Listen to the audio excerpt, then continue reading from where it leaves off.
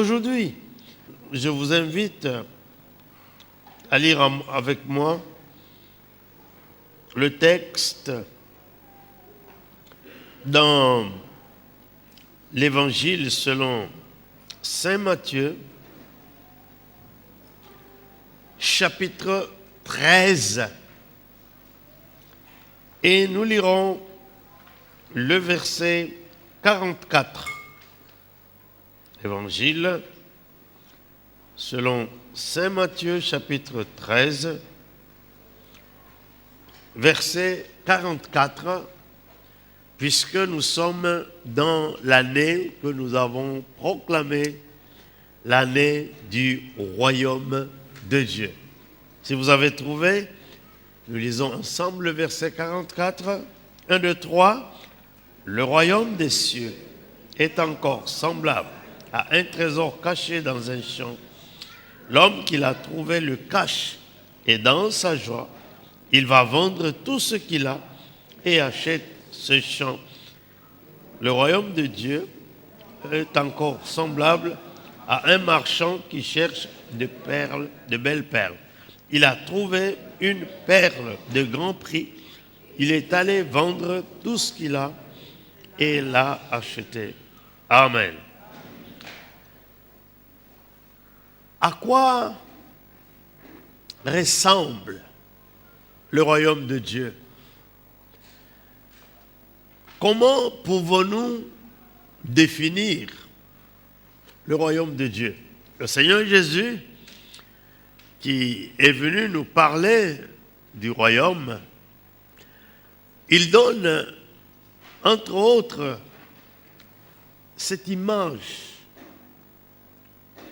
que nous venons de lire au verset 44.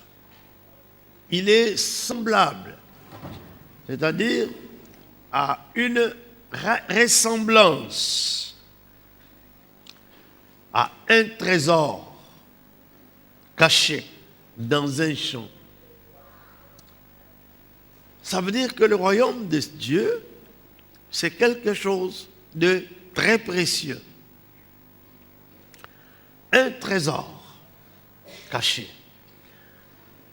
C'est un trésor, mais il est caché dans un champ. Pourquoi?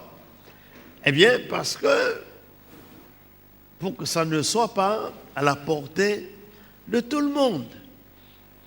C'est comme certains disent, quand vous voulez cacher une vérité à un noir, il faut écrire cette vérité dans un livre. Pourquoi? Parce que le noir ne lit pas. Actuellement, avec l'arrivée de Facebook, alors c'est bizarre que cet outil qui pouvait être très important pour nous tous est vilipendé par les chrétiens. C'est là qu'ils projettent des insanités, leurs injures, etc. Et ils passent tout leur temps là-bas.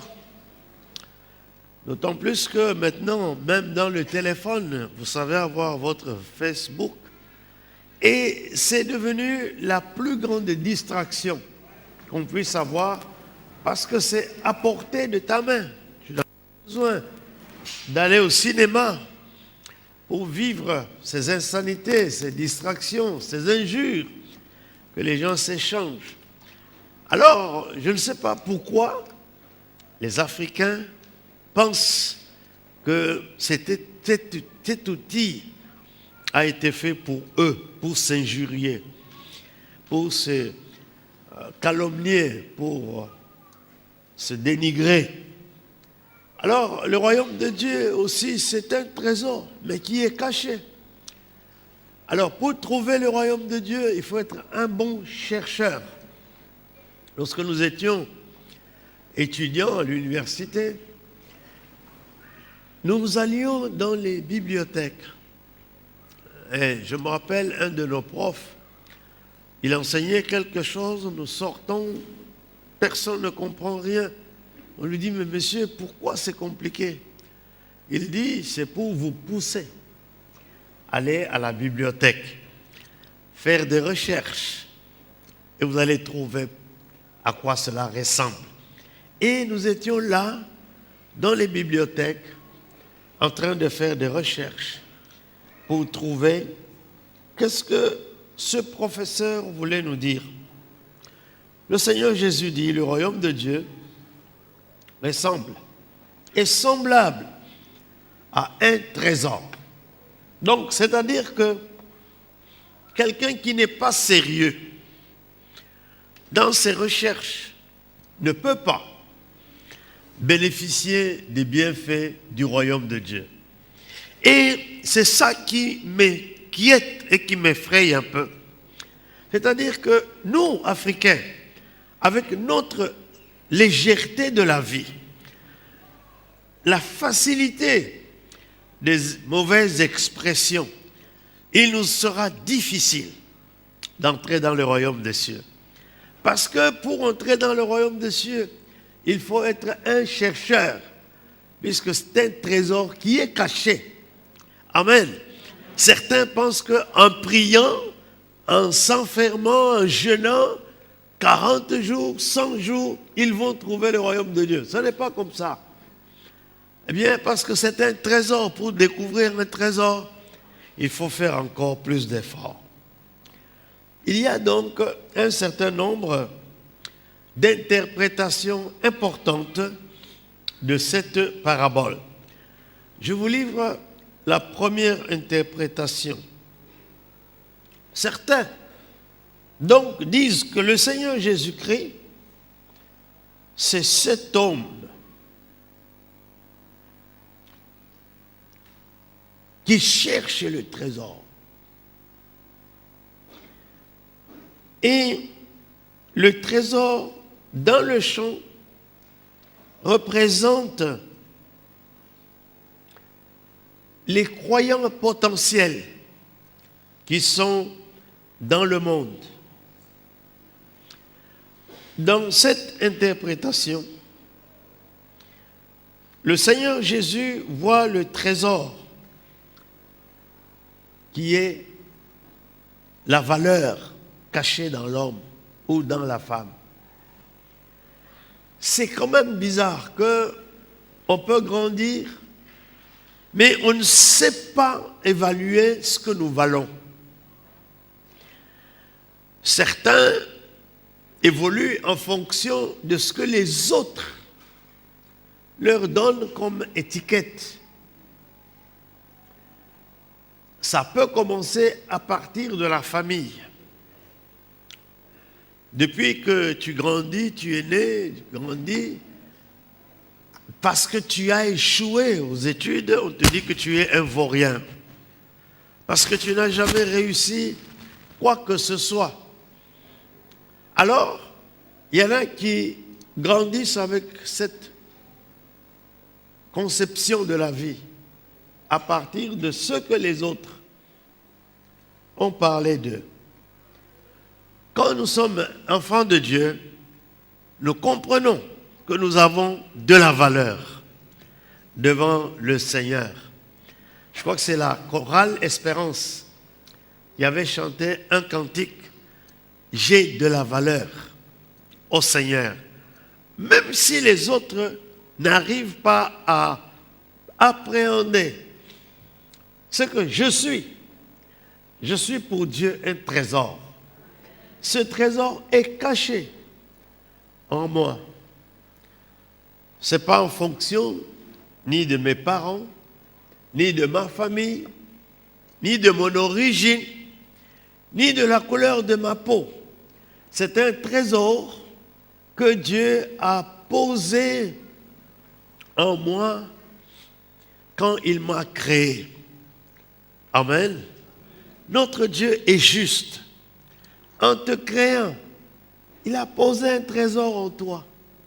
C'est ce trésor-là qu'il faut chercher à ressortir, à évaluer. C'est pourquoi il y a des gens qui sont très doués en musique. C'est ça le trésor que Dieu a mis en eux. Il y en a qui sont des grands dessinateurs.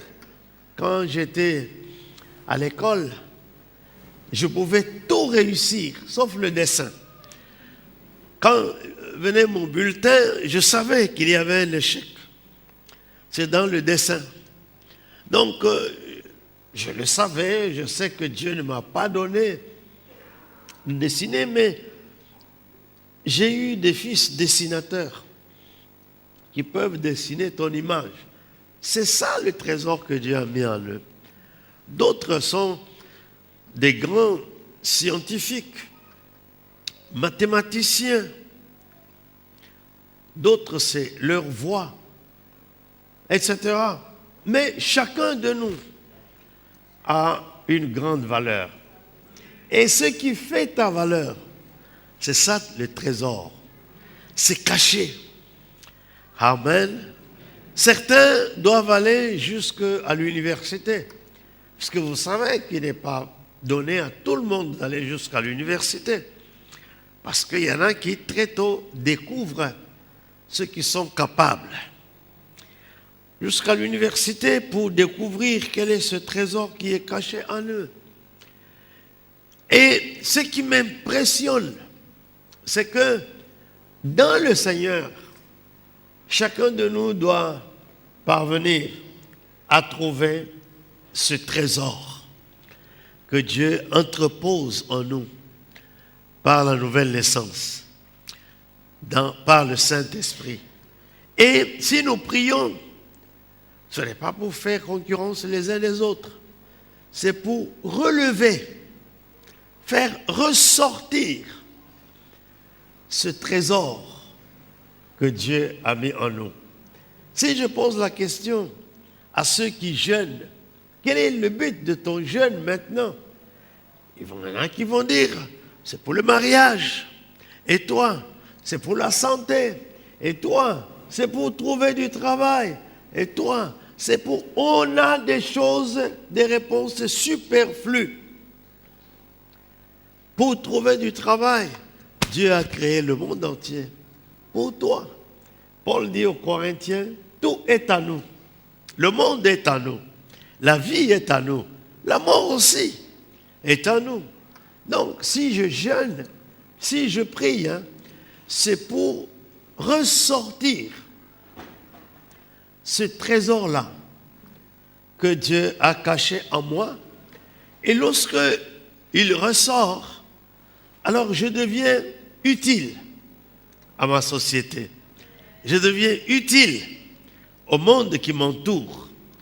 Dieu ne veut pas que tu sois inutile. Pourquoi tu es inutile? C'est parce que tu n'arrives pas à ressortir cette valeur, ce trésor que Dieu a caché en toi. Alors, dans cette interprétation, le Seigneur Jésus voit dans les hommes un trésor dans le monde.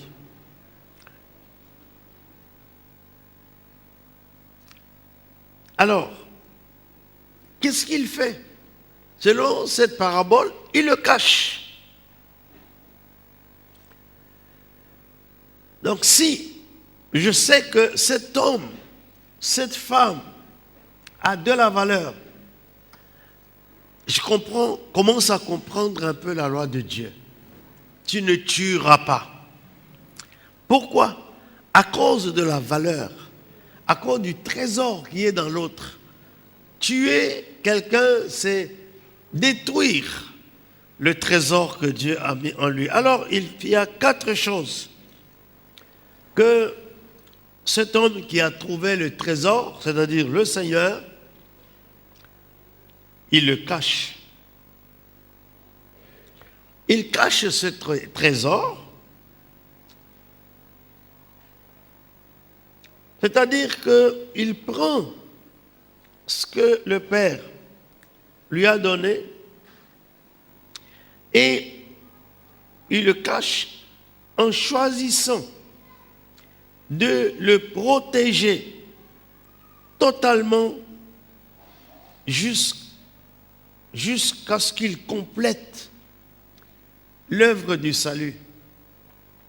C'est pour dire que tant que ton salut n'est pas totalement achevé dans le processus de Dieu, tu ne mourras pas. Parce que le Seigneur te cache. En fait, Dieu ne nous cache pas à cause de notre importance propre. Là, je suis en train de vous dire des choses très importantes.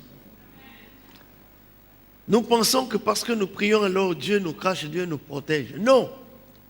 Dieu te cache, Dieu te protège à cause de la valeur qu'il a mis en toi, qu'il veut sauvegarder jusqu'à ce que ton salut soit complet. Oh, je sais que dans le jargon des évangéliques et des pentecôtistes, ils disent que le jour que tu acceptes Jésus, tu es sauvé. Mais vous savez que le salut est un processus. Il faut beaucoup de choses. Il faut passer par les épreuves. Il faut passer par beaucoup d'humiliation. Il faut passer toute une série de choses pour parfaire notre salut, rendre total et complet notre salut.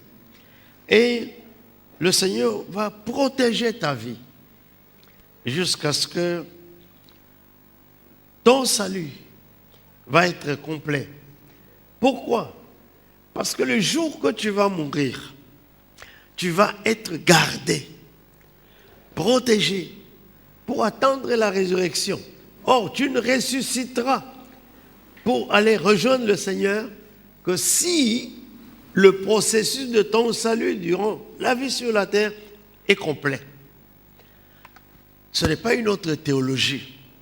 C'est parce que beaucoup de gens ne comprennent pas très bien ce que ça veut dire.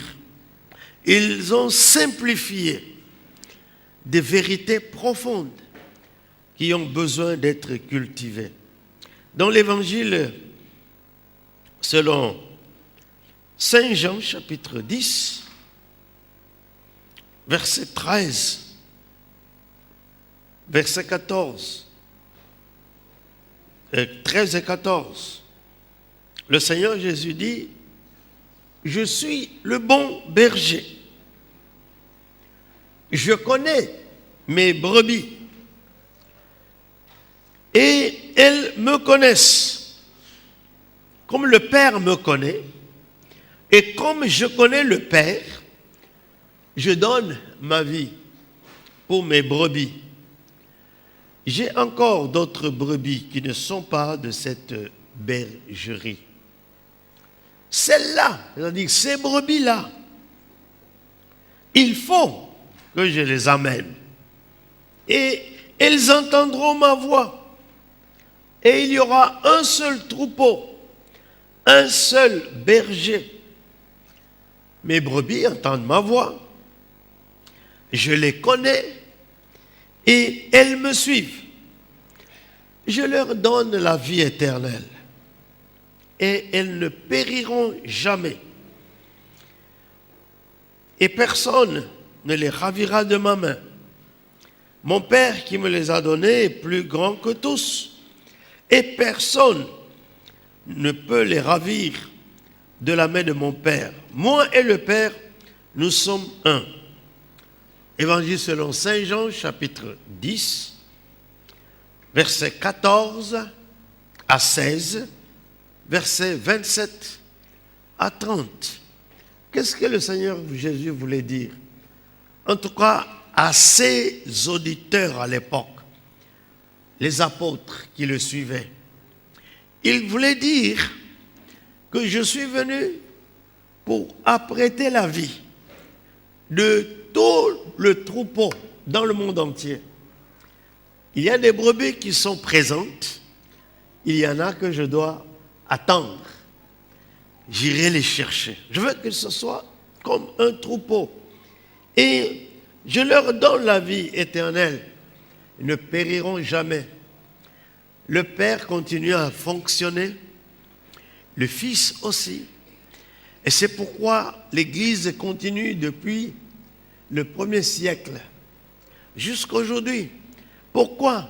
Parce que le nombre d'hommes et de femmes rachetés par Jésus n'est pas encore complet. Et le Saint-Esprit continue à travailler pour ajouter des nouvelles brebis qui ne sont pas encore ajoutées au troupeau. Et c'est pourquoi nous ne pouvons pas comprendre comment une église peut être contente de quelques membres qu'ils ont pour dire, ouais, quand il y a un nouveau, il brise notre communion. Il y a des églises comme ça. Il brise notre communion. Nous étions un petit groupe, on se connaissait tous. Non, nous devons être contents chaque fois qu'il y a une nouvelle brebis qui s'ajoute. Parce que c'est le chant du Seigneur.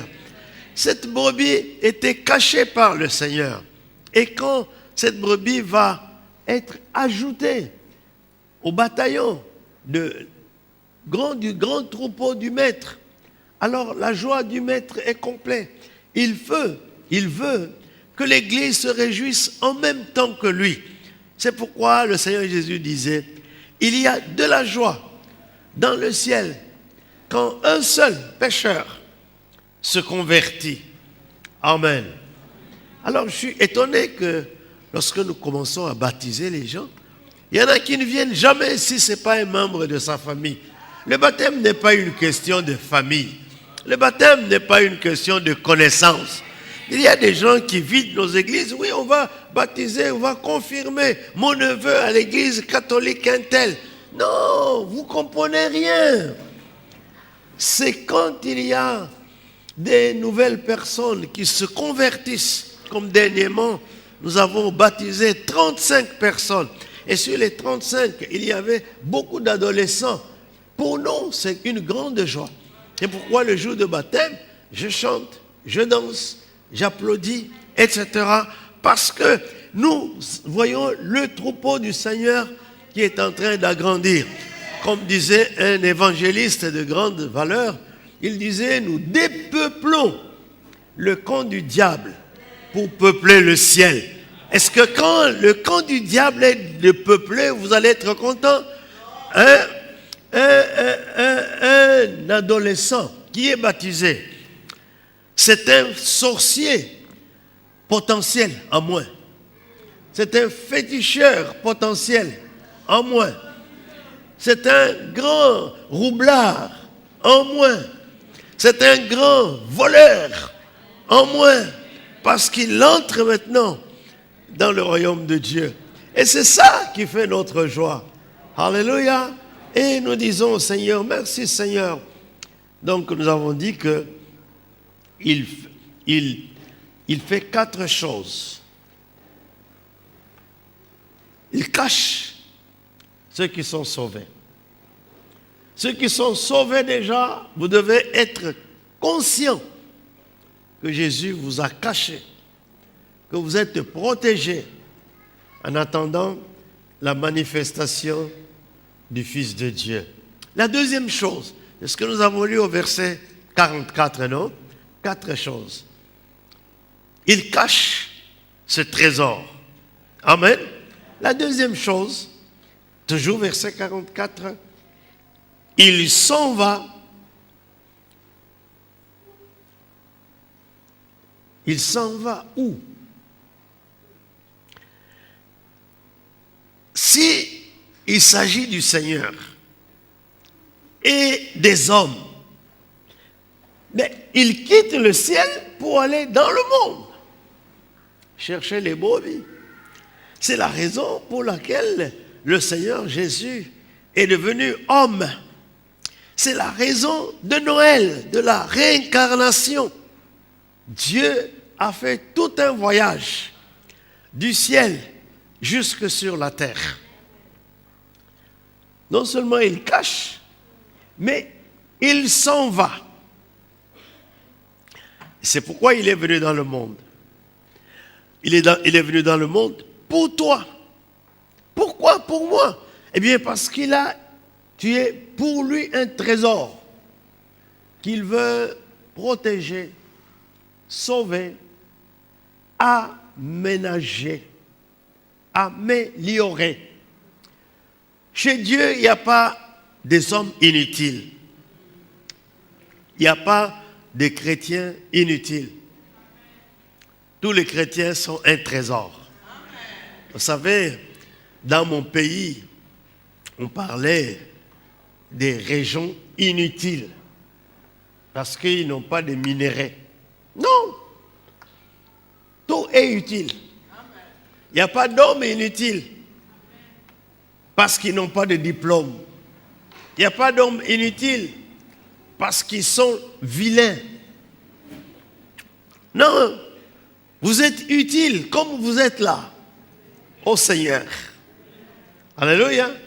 Quelle que soit votre présentation, quelles que soient vos activités professionnelles, quelles que soient les erreurs que vous pouvez commettre dans la vie, vous n'êtes pas inutile.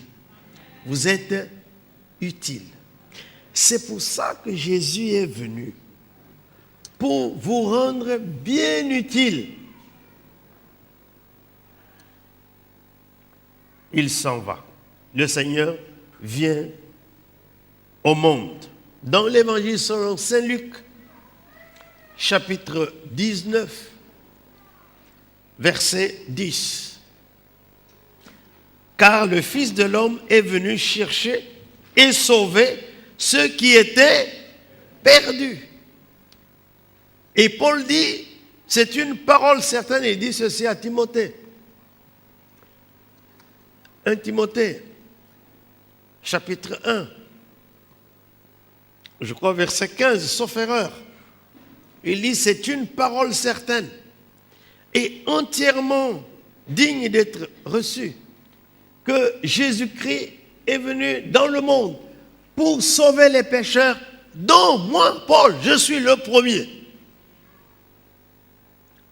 Amen. C'est un verset que j'avais appris quand j'étais encore un ado chez les presbytériens pour nous expliquer un peu le processus de la prédestination. Que quand tu es sauvé, tu es prédestiné au salut. Peu importe ce que tu étais avant. Vous savez, quand j'étais ado, je croyais que j'étais un des plus grands pécheurs, sans avoir rien fait. C'est parce qu'à l'église catholique, on nous a appris avant chaque messe à aller se confesser à l'oreille du prêtre. Alors, je me rappelle, depuis que j'avais 8, 9, 10 ans, quand le prêtre venait dans le village, on allait murmurer. Un jour, ma femme m'a dit, qu'est-ce que tu confessais? Je dis, je n'en sais rien. C'était des choses,